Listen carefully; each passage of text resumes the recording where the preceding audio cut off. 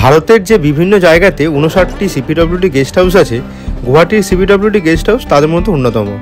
North ইস্টের আসাম বা মেঘালয় যারা ঘুরতে আসছেন তারা গুয়াহাটির সিপিডব্লিউডি গেস্ট হাউসে কয়েকটি দিন থেকে কামাখ্যা মন্দির সহ গুয়াহাটির অনেক দর্শনীয় স্থান ঘুরে দেখতে পারেন। বন্ধুরা, আজকে আমার এই ভিডিওতে আপনাদের দেখাবো গুয়াহাটির সিপিডব্লিউডি গেস্ট হাউস স্টেশন থেকে কত দূর, এখানকার রুমগুলির বর্তমান অবস্থা, কারা এই রুম বুক করতে পারবেন, ভাড়া কত, সবকিছু ইত্যাদি সবকিছু জানতে ভিডিওটি শেষ পর্যন্ত দেখতে থাকুন। গুয়াহাটি স্টেশন থেকে বেরিয়ে আমরা অটো বুক করে এসেছিলাম, কিন্তু স্টেশনের 1 নম্বর প্ল্যাটফর্ম দিয়ে বেরিয়ে আপনারা ওলা অটো বুক করতে পারেন, তাতে খরচ অনেকটা কম হবে।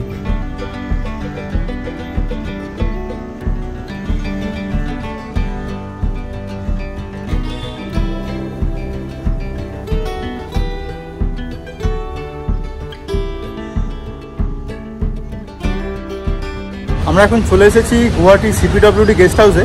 গুয়াহাটি স্টেশন থেকে ডিস্টেন্স প্রায় 5 থেকে 6 কিলোমিটার মতো, এবং আমাদের এখানে আসতে সময় লাগলো ওই অটোতে প্রায় মিনিট 15-20, এবং অটোতে ভাড়া নিয়েছে 300 টাকা গুয়াহাটি স্টেশন থেকে। আমাদের রুম এখানে আছে 2nd ফ্লোরে, 4 এবং 5 নম্বর রুম। এখানে আমাদের দুটো রুমই triple bed AC room, 2nd floor.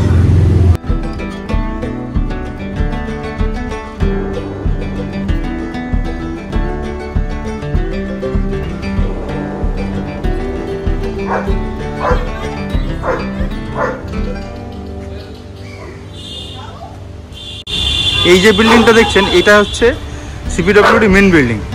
আর এই মেন বিল্ডিংয়ের পাশ দিয়ে যদি আমরা যাই, এই পাশে রাইট সাইডে একটা বিল্ডিং রয়েছে, এটা হচ্ছে হোস্টেল বিল্ডিং।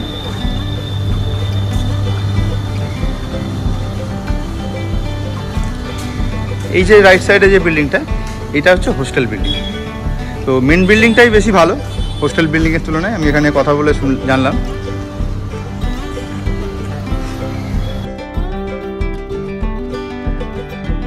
মেন বিল্ডিংয়ের সামনে বেশ কিছু গাছ রয়েছে, আর আছে একটা বড় অ্যালসিসিয়ান। যারা এই গেস্ট হাউসটি দেখাশোনা করেন, এটি তাদেরই পোষা।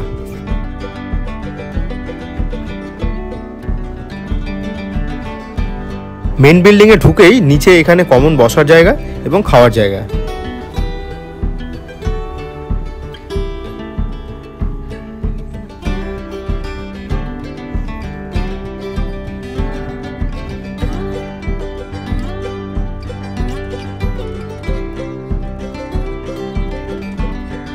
ডাইনিং এরিয়ার পাশেই রয়েছে রিসেপশন এবং কিচেন।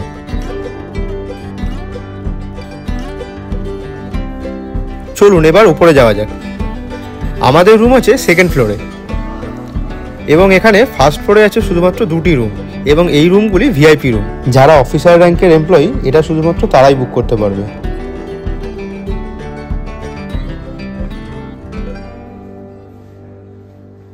সেকেন্ড ফ্লোরে দুটো দিকে মোট 4টি রুম আছে, এবং প্রত্যেকটি room triple bed AC room.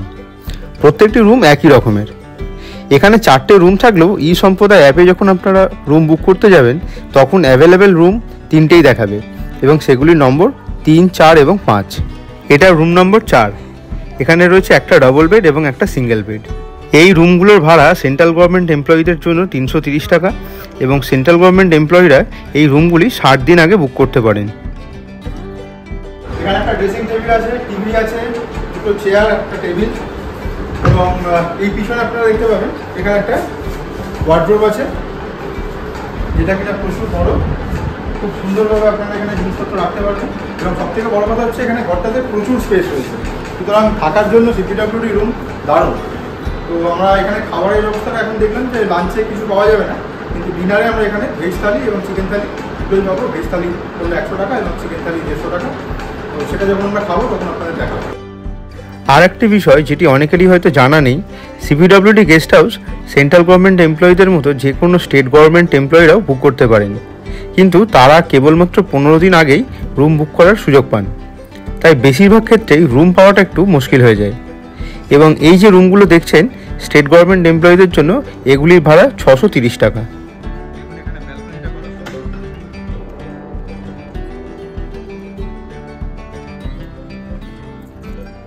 State বা সেন্ট্রাল গভর্নমেন্ট এমপ্লয়িরা তাদের নিজেদের রিলেটিভসদের জন্য গেস্ট বুকিংয়ের মাধ্যমে এই সিপিডব্লিউডি রুমগুলো বুক করে দিতে পারেন, এবং সেক্ষেত্রে এই রুমের ভাড়া পড়বে 930 টাকা।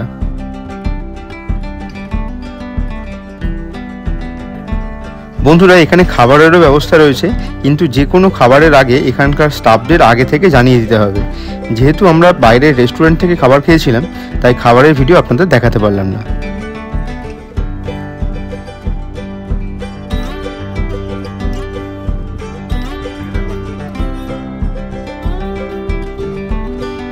বেশ ঝকঝকে পরিষ্কার পরিচ্ছন্ন বাথরুম এবং গিজারের ব্যবস্থাও রয়েছে।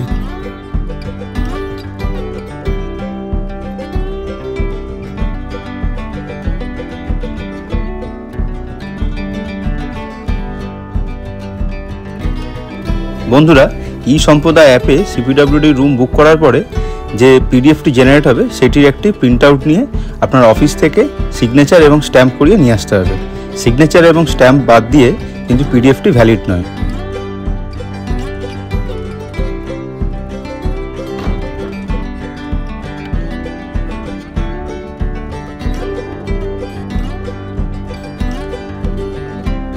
এটা রুম নম্বর 3। প্রত্যেকটি রুম দেখতে একই রকম এবং রুমের ভিতরে অ্যারেঞ্জমেন্টও প্রায় সবটাই সমান। এখানে প্রত্যেকটি রুমে যে বেডশিট বা পিলো কভারগুলো দেওয়া হয়েছে সেগুলো কিন্তু খুবই পরিষ্কার পরিচ্ছন্ন, সুতরাং এখানে পরিষ্কার পরিচ্ছন্নতার সঙ্গে কোনো রকম কোনো আপোষ করা হয়নি।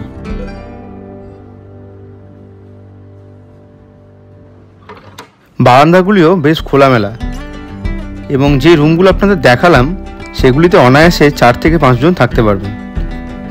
এখানে স্টাফদের ব্যবহারও ভীষণই ভালো। এখানে প্রত্যেকটা ঘরে টিভি রয়েছে, কিন্তু টিভিটা নট ওয়ার্কিং। টিভিতে রিমোট নেই অথবা সেট টপ বক্সের রিমোট নেই। দুটো করে ফ্যান আছে এবং এসি আছে এবং এসিটা ঠিকঠাক চলেছে, টেম্পারেচার কম আছে। বন্ধুরা এই ছিল আমার আজকের ভিডিও। সিপিডব্লিউডি গেস্ট হাউসের ব্যাপারে যদি আপনাদের আরও কিছু জানার থাকে আপনারা কমেন্টে জিজ্ঞেস করতে পারেন, আমি অবশ্যই তার উত্তর দেবো। গেস্ট হাউস থেকে এখানে এরকম ওলাতে আমরা অটো বুক করলাম।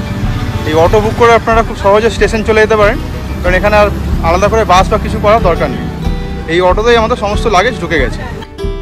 আজকে আমার এই ভিডিওটি এখানেই শেষ করলাম। ভিডিওটি ভালো লাগলে অবশ্যই কমেন্ট করে জানাবেন এবং চ্যানেলটিকে সাবস্ক্রাইব করা না থাকলে অবশ্যই সাবস্ক্রাইব করে দেবেন। দেখা হবে পরের ভিডিওতে।